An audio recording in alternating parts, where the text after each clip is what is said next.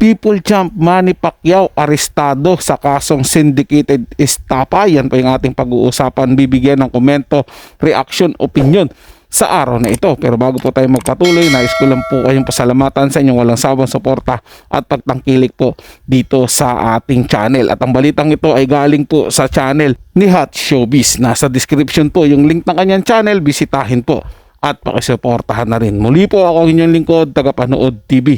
Isang mapagpala at mabiyayang araw po sa ating lahat.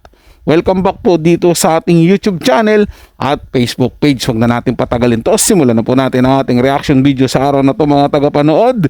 Let's do this! Trending na ngayon sa social media ang pag-aresto umano ni People Champ Senator Manny Pacquiao sa kanyang tahanan sa Jensen.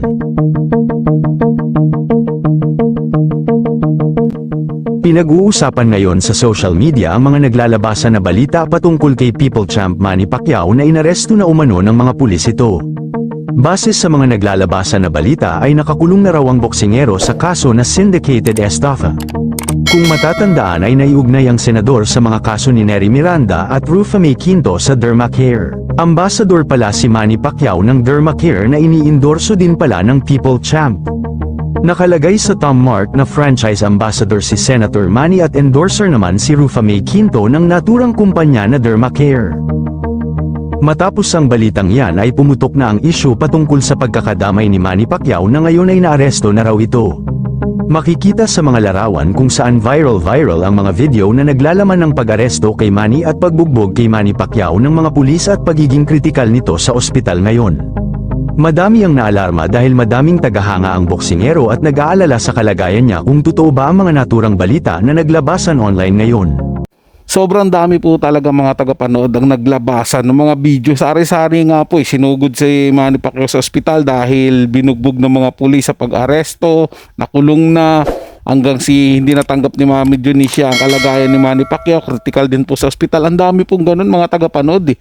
Pero ako nananatiling hindi po ako naniniwala na naaresto si dating Senator Manny Pacquiao, kasi kamakailan lang po nakapanood ako ng nakapanood po ako ng interview niya o yung activity ng ginawa niya po mga tagapanood namigay po siya ng ayuda. Hindi ko lang po maalala kung kailan ko po nakita, pero bago lang po yun mga tagapanood tsaka imposible po na maaaresto si Manny Pacquiao na hindi po puputok yung balita sa mainstream media. Pagkakaguluhan po yan mga tagapanood. Unang-una, People Champion, pambato natin sa boxing yan, legendary po yan pagdating sa boxing. Kalawa po sikat na politiko to si Manny Pacquiao at hanggang ngayon po nananatili yung kasikatan niya sa mundo ng boxing at sa politika din po mga tagapanood. Kaya hindi po ako kumbinsido sa naglalabasang naaresto si Manny Pacquiao mga tagapanood Sana raw ay magsalita ang asawa ni Manny Pacquiao na si Jenky Pacquiao kung ano ba talaga ang tunay na kalagayan ng senador. Dahil madami na ang nag-aalala dito at mapa hanggang ngayon ay wala pa ring nagsasalita sa issue ni Manny sa pag-aresto ng pulisya dito. Kilala naman natin si Manny Pacquiao na palaban at hindi susuko kung siya man ay kakasuhan ng pulisya. Dahil alam naman natin na may pera ito at handang lumaban kung ang buhay na niya ang kapalit. Bagamat sa mga naglabasan na balita ngayon ay hindi pa din malinaw kung totoo ba na naaresto na ito or gawa-gawa lang ito ng mga nagpapakalat ng maling impormasyon sa senador upang siya ay siraan sa darating na halalan sa pagkasenador ngayong 2025. Bagamat antabayanan lang natin ang mga susunod na balita at ihahayag natin ang katotohanan sa pagkahuli ni Manny Pacquiao at pagbugbog dito ng pulisya dahil kung totoo ito ay hindi makatarungan ang ginawa ng mga ito sa People Champ na binugbog at inaresto dahil malinis ang kanyang konsensya at walang nagawang krimen. Sa ngayon ay tikom pa rin ang pamilya ni Manny Pacquiao sa issue ng pag-aresto dito sa patong-patong na kaso ng senator. Yun lamang po, ano ang masasabi mo sa balitang ito? Comment mo sa ibaba. Huwag kakalimutan i-like ang video na ito. Maraming salamat po sa panonood.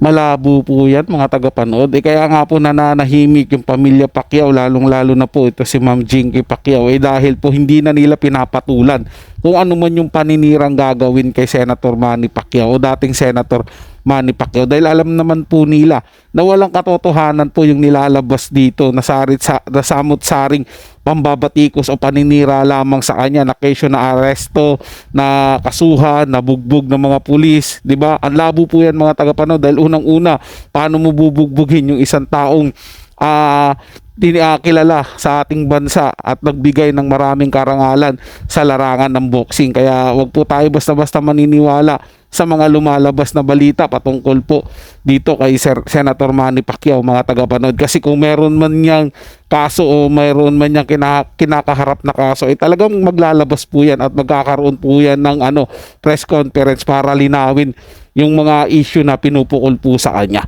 So yun lang po mga tagapanood, na may nagustuhan nyo po yung ating talakayan sa araw na to, at yung kayo bago lang po na napadaan dito sa ating channel, huwag nyo po sanang kalimutan na mag-subscribe. Hit nyo na rin po ang notification bell para lagi po kayong updated sa mga bago pang video na ating ilalabas. Share, like, and comment din po kayo mga tagapanood, ating yung babasahin at pupusuan. So hanggang sa muli po, ito yung Tagapanood TV.